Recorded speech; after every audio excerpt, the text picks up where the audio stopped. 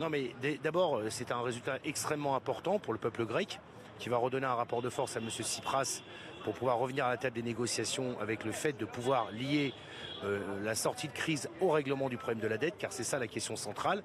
Deuxième élément, c'est une excellente nouvelle pour tous les Européens, pour deux raisons. La première, c'est qu'elle remet l'élément démocratique dans le débat européen, c'est-à-dire que cette idée qui traînait chez les dirigeants de la droite européenne que les gouvernements pouvaient changer et que les politiques devaient rester les mêmes, là est battue en brèche.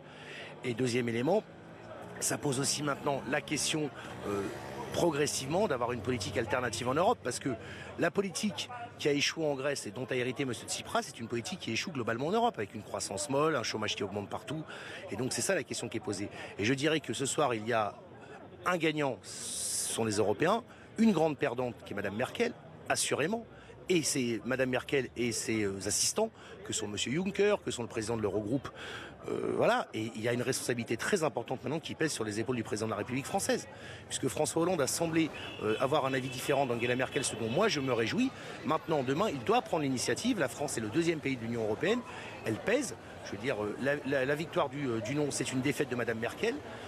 Et maintenant, François Hollande doit reprendre l'initiative et doit reposer le seul débat qui compte, car il faut sortir de la crise maintenant par un accord assez rapidement. C'est la question de la résolution de la dette. C'est ce que tout le monde dit, c'est ce que dit le Krugman, ce que dit Stiglitz, c'est ce que disent tous les gens un peu sensés qui ne sont pas des idéologues libéraux jusqu'au boutiste.